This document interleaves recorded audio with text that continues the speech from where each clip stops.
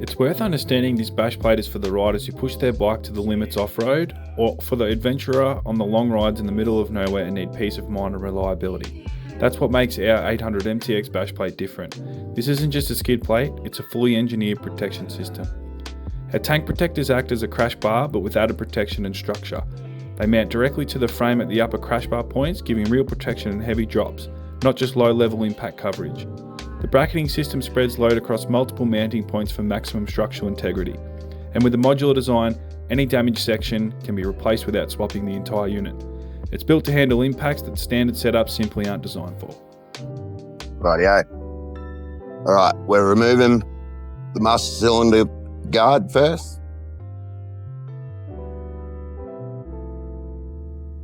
That's done. Just remove these master cylinder bolts.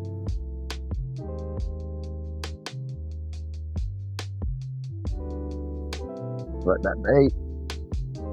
We'll remove the foot peg hanger.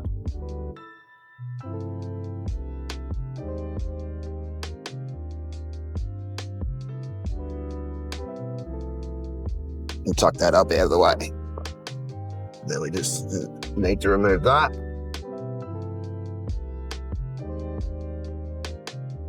There is a washer behind there. Make sure you collect that. Rightio. Now we'll fit the right-hand side rear bracket. So the bolt through that way. The spacer into there.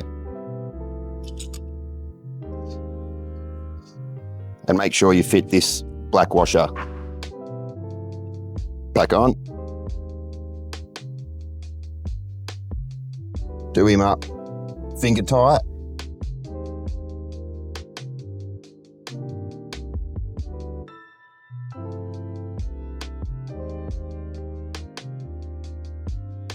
Okay, leave that like that. Okay, now we'll remove this linkage cover. Remove case saver.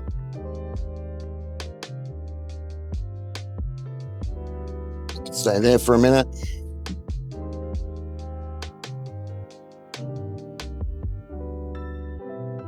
And that can stay up there.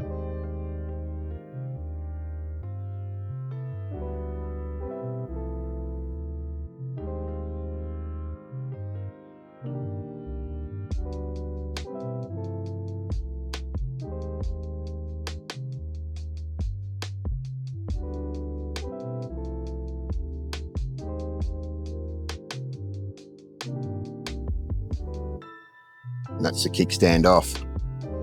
Just important to note, you can't do this stage of the instructions with the bike landing on the kickstand. That's just removing the catalytic bolt there. The new bolt will go into there. We can very loosely get that one started there.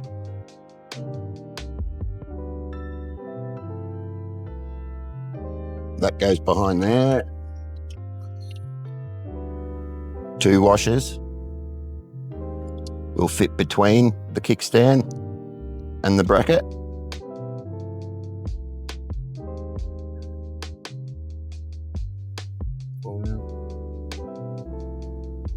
And your M10 countersunk.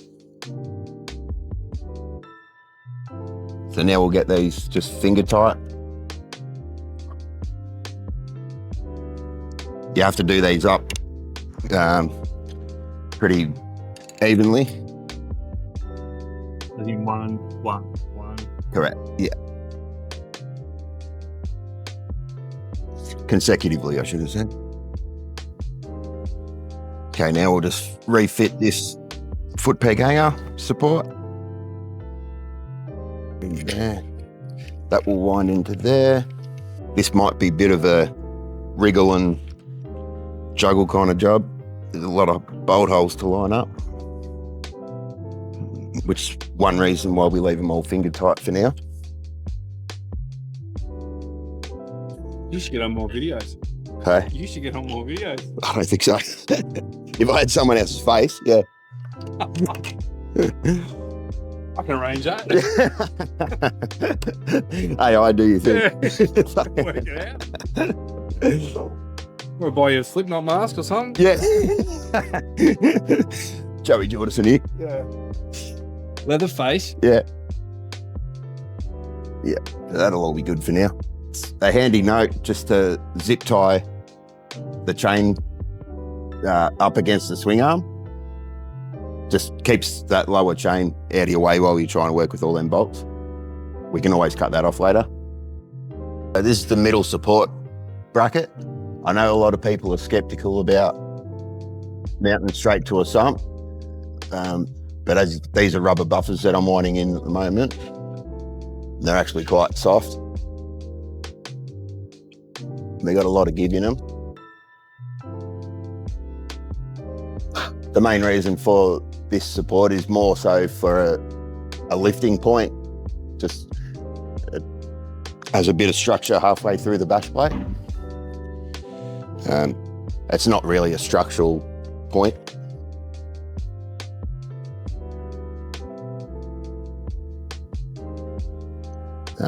So the tube faces opposite to the header pipe.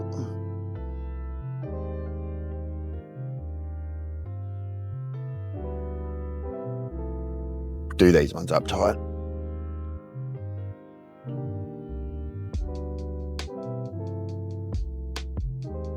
So there's a fair bit of give there. Yeah. So we'll remove this OEM front bash plate bracket now. To do so, we'll first remove the horn. These will be all refitted with the new bracket later on.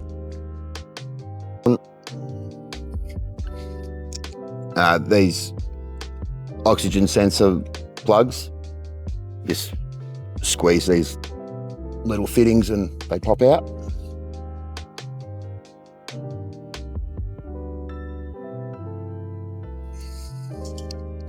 Some of the time. I'll cut that. Make it look like you did it in like half. Right, that's them. Right. These plastic boxes are a fuel vapor filter, apparently. Here in Australia, I know it needs to be fitted. I'm not sure in other countries, but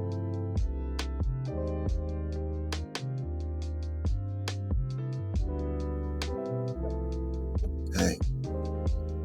Now all that's hanging loose. All right, so we're just going to remove, there's a bolt in this side, in that tube, and there's one also on the left-hand side.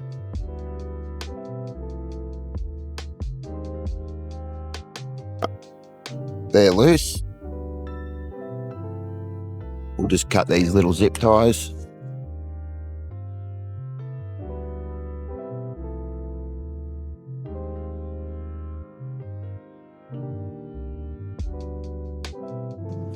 Okay, so we also refit the genuine grommets off the genuine bash plate bracket for the vapor filter canister.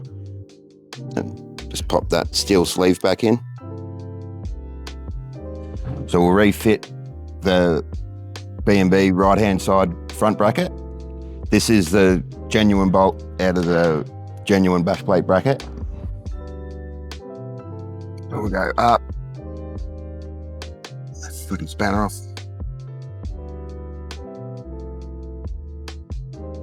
Push these.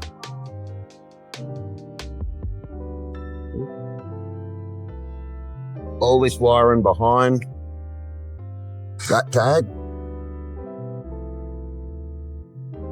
Clip these oxygen sensor looms into there like that. That's them tidy.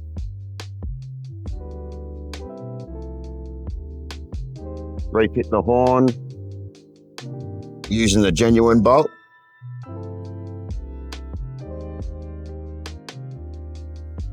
Now we're going to fit that. This rubber buffer will go between the bracket and that threaded hole. Make sure that the steel rim is on the outside. See, engine side blank, bracket side steel.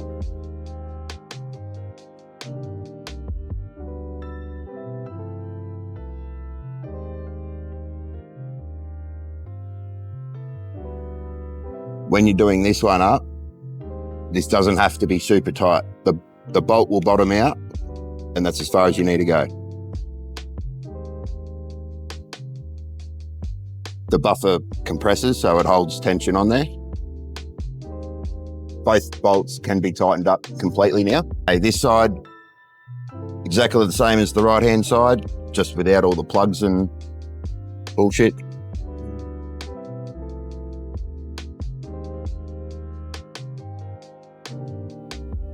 Just goes up into where the genuine bracket came from, right next to the radiator mount.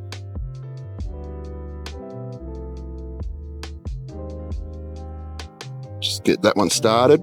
Okay, so the left-hand side lower bolt, we need to clip that zip tie off, pull that hose out of the way.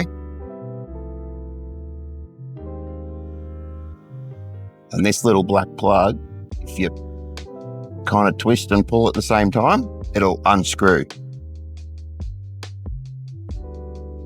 It will unscrew. And that leaves a threaded hole for the bottom of the bracket. Yep, so same thing, steel face to the bracket. We can do all them up.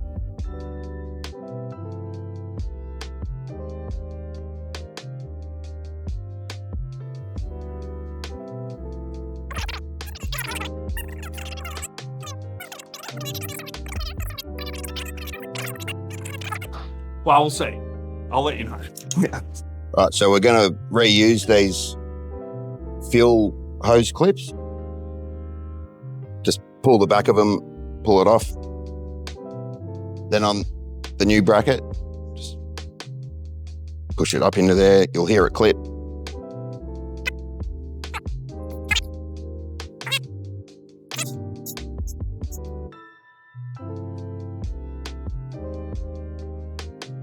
Okay, cool. Okay, we'll fit the front main bracket, go up behind the fuel line.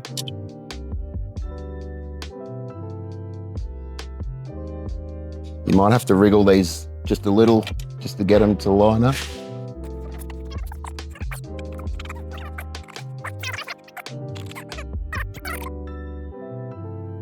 They're all done up all the way. Now we can just pull that fuel line in.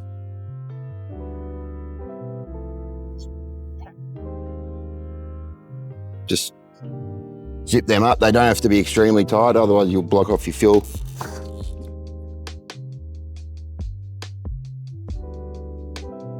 They're literally just there to stop the hose flobbing around. All right, so now we'll fit the base plate up.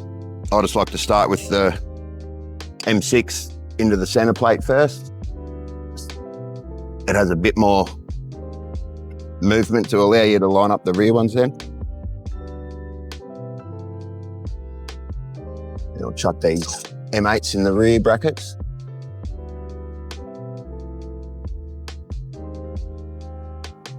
If your rear brackets don't look like they're sitting level with the base plate, you can always just give them a knock with a hammer or something, because they're still loose. We haven't tightened them up yet.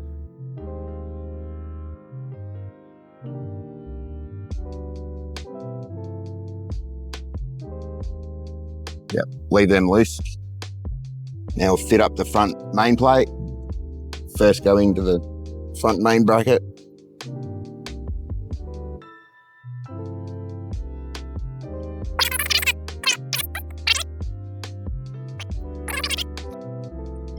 How much torque?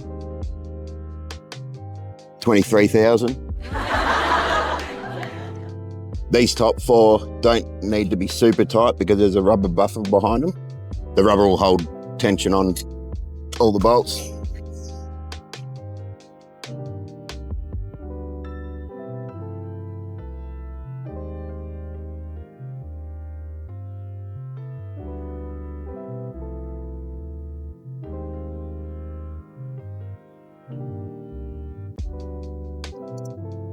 That's about it for that.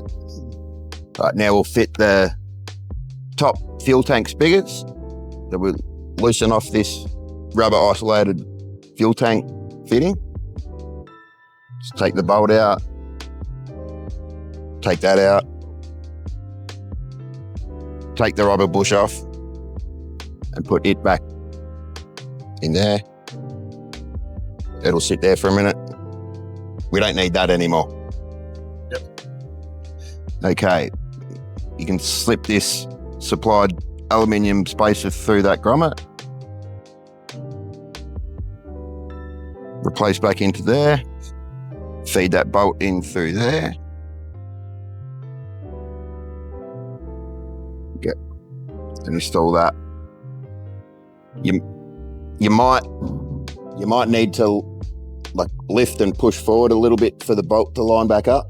The fuel tank seems to drop off when you take that bolt out. And just get it sitting somewhere parallel with the fuel tank there. Okay, so we've cut that plastic plug off that used to hold that filter breather hose. Now we'll just feed it back through the tube on the center bracket. All right, we'll just fit this right-hand side tank guard on. Loop her around like that. Fit this center screw.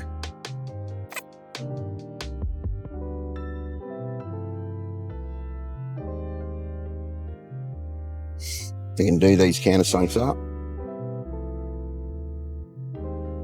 Now we'll just fit this button head into the spigot.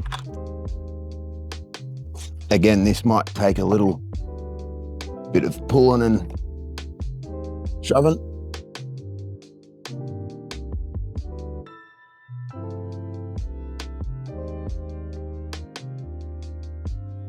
Now we can tighten up the front.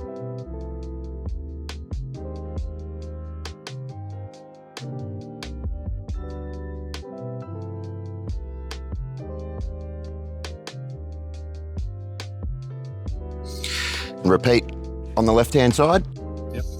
Yep. Now we can do up this top spigot bolt. Now we'll just repeat the same process on the left-hand side.